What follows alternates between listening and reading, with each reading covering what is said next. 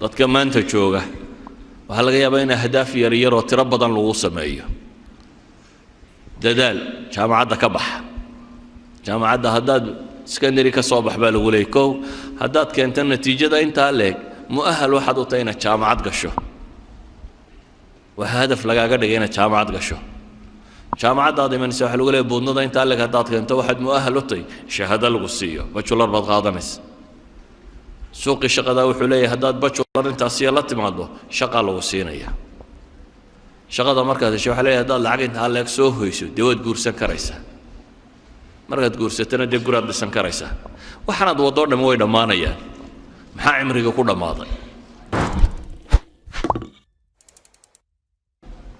ahdaafta xaqiiqigii maxay tahay haddaad gaadho aad guulaysatay haddaad gaadhi weydana aad hoogtay nabiga calayhi salaatu wasalaam ayaa qabiilu yimi waxay dhahdeen waanu islaamaynaa ciddiintana barta nagu dar dabeetana nimankii quraada la odhan jiru nebigu ku daray 70 culamadii muslimiinta ee saxaabada ka mid ah ayuu nebigu ku daray rag xoogsan jiray oo masaajidkana biyaha u soo dhaamin jiray cibaadana u go'ay islaamkana faafinayay waraaqna wuu dhiibay qabiilkani waxay u socdeen nebi maxamed inay khiyaameeyaan oo ay aargoostaan unoo cid ay dilaan inay ka helaan oo cid ay khiyaamayn karaan ficlan nebiga calayhi salaatu wasalaam waa ku dhacday khiyaamadaasi markii cidla loola baxay ninkii waraaqda siday markuu is yidhi qabiilka ninkii madaxda ahaa waraaqda u dhiibuu nebigu u soo dhiibay ayay xagga dambe ka mareenoo waran bay geliyeen xagga kale waran looga saaray nimankii la socdayna waa la laayay markaasuu ninkii dhintay waa Haraam ibnu Milhaan ninkii dhintay baa wuxuu leeyahay markii waranka la geliyay fuztu rabbi alkacba ilaaha kacbada alle baan ku dhaartaye waan guulaystay buu leeyahay waa nin naftu ka sii baxayso oo la khiyaameeyay oo waran la geliyay oo la gaaday ayaa wuxuu leeyahay fuztu rabbi alkacba waayo ahdaaftiisu noloshan yara kooban may ahayn maxaad xoogsan iyo maxaad xoolo keen iyo maxaad caruur dhal iyo maxaad mansab qabsan may ahayn wuxuu noolaa waxay ahayd hadaf weyn inuu xaqiijiyo ah ilaahay raalli ahaanshihiisa inuu gaadho inuu janno galo inuu cadaab ka badbaado kaas buu noolaa waa dhintay wuxuuse leeyahay fuztu rabbi alkacba waan guulaystay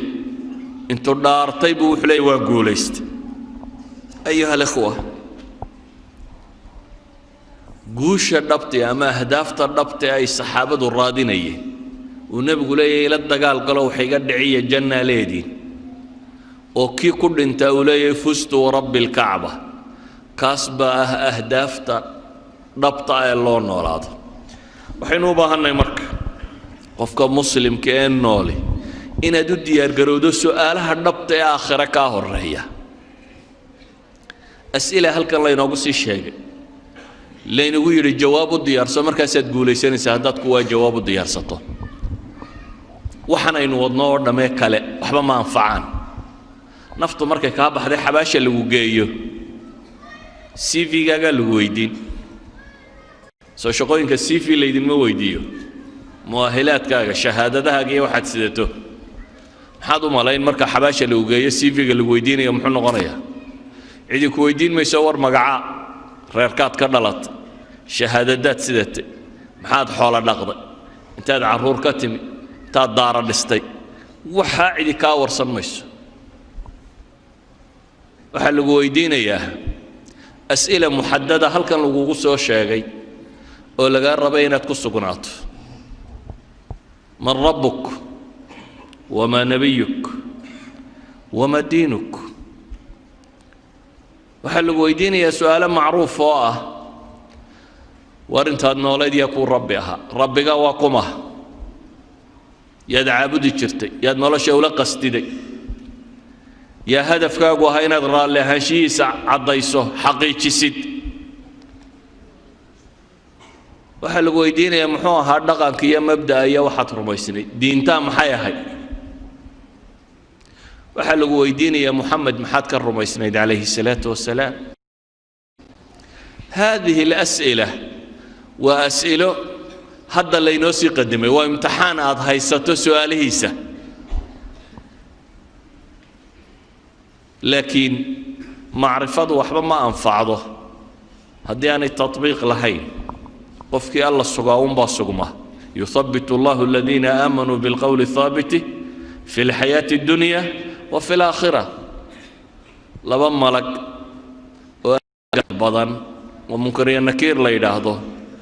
ووجهود أذكار قحيسة إسكاسه هرتاج يسؤالنا ويكويدينيا سيدي دبا قفك بني آدم كي هدانو حصلونين وحبا ما حصوصته امتحانك اسكولك هداد قشو أدقو خير يا بغبغ يا وحبا كلا قرني مركا وراقدا لغو ديبو انت تقانينا ويبيبيسا حتى waxaad soo akhrido dhan inaad xasuusan kari weydaabaa laga yaabaa baqahaad baqatay daraaddeed laba malagoo laga argagaxa iska hortaagaya su'aaluhu waa kuwii aad taqaanay laakiin haddana jawaabtu waa adagtay wuxuu nabigu inoo sheegay calayhi salaatu wasalaam qofka mu'minka ee dhabta ahi inuu odhan doono rabbi allah aniga rabbigay waa all diintay waa islaam nabigay waa muxamed calayhi salaatu wasalaam منافق يقال كنا ها إن يورن دونان منافق وين على النولا وأنا مقلي إنتاس أحاديث كل شيء جيو لكن موقف كان عندي ما جوابي كرته عدوا إلى هاي السوق وقولون باسوقنته وأسئلة محددة ما أنت لقى جبها هنا الجواب تصيد يارس وسؤال قيامها قف والله رد بيا بالليل دول كان اللي قلت والله رد بيا دقائق ما يو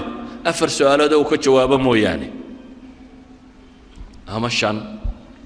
إن سؤالها قد جوابت مو يعني دقائق ميسي وهو محي سؤالها الويدينية عن عمرك عمرقاقي فيما أفناه وحد كل ما يسيبها الويدينية هذا ردون تم شهادتان حسليني مداران شقيني العقبان وذي ريران بسي قبيل بانو هيليني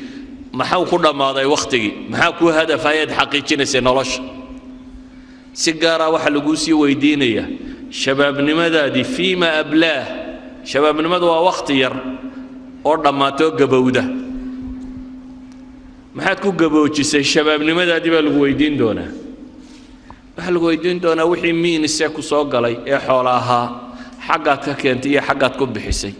waxa lagu weydiin doonaa wixii aqoon aad xasilisay waxaad ku isticmaashay waxaan oo dhan lagu weydiinaya waxa weeyaan hadafkii weynaaye lagugu talagalay ma ku xaqiijinayso ma u adeegsanaysay mise wax kale aad ku waday wixii raganimo iyo aqoon iyo cilmi iyo lacag iyo hanti iyo magac iyo maamuus lagu siiyey ma jannaad ku daraadcaysay oo naar baad kaga baxsatay oo ilaahay baad ku raali gelisay mise hadafkaasi waad ka luntay su'aaluhu waa intaa jawaabtuna waa muxaddad waxa wax walba markaa koobaya waa hadda inaad garato mowqifka rasmiga ee aad rabto inaad ku sugnaato ilaahay baa subxaanahu wa tacaala ahdaafta inoo xadido wuxuu leeyahay yaa ayuha aladiina aamanuu hal adullukum calaa tijaaratin tunjikum min cadaabin aliim tu'minuuna billahi warasuulih وتجاهدون إلهي وحينا لي والمؤمنين ما يدون تصيا تجارة أعداب كبد بادي سنة أهدافتي كم ده هيدين عذاب كبد بعد نصومها وهي عذاب كواتجي سبالي وإن منكم إلا واردها كان على ربك حتما مقضيا مدين كم مدين متشره إلا ينار تو أروريا ضضر دم هو يسوار كيان وهي تشتك الصراط بكدليا له مركا خف لبن النار واركيا يا بدبادية ثم ننجي الذين اتقوا ونذر الظالمين فيها جثيا أهل التقوى هو قرأ كبد بادي يا ليدي إلهي وحلي ما يدين تسيا وحا كبد بادي لهيدي عذابك كبد بادي لهيدي وقال لي نتري وحا ليدي إلهينا الرميسان والرسول كيسا الرميسان وإلهي تيسا ودررتان في سبيل الله بأموالكم وأنفسكم ذلكم خير لكم إن كنتم تعلمون محل هلية يغفر لكم ذنوبكم ويدخلكم جنات تجري من تحتها الأنهار إلهي دنبقي النضافة جنو ينبال ليدين قلين يا بالي عذابنا وليدين كبت بادنا يا جننا وقليسان وصوّد رب سبحانه وتعالى ومساكن الطيبة بالله شيء وحاصر المركي الله شيء أي وحليل ذلك الفوز العظيم كاسوا اللي بنتي وينيد يعني وهدفك الرسمي هاي هيدنا ضمن نولات أما وحن سكيب بني آدم كوتش عليه قال كينت كجوري ستو إن هذا حوله هالشو إن هذا عين كان هالشو وحاصر ما هو وحير إلهي وحكو الشيء وأخرى تحبونها نصر من الله وفتح قريب إلهي وأخرى تكلا وأتشعشي النوادي كدرب إلهي سبحانه وتعالى هدفك كمبوها ذلك الفوز العظيم بالي اللي بانت وين وطن لكن هذا الصدى نص قنطانا وأخرى تحبونها نصر من الله وفتح قريب كوكلا أتشعشي النوادي هل يادون كاهو أهينا قوليستان إيانا فرشو للعصب يوم العصبين أفران كرتان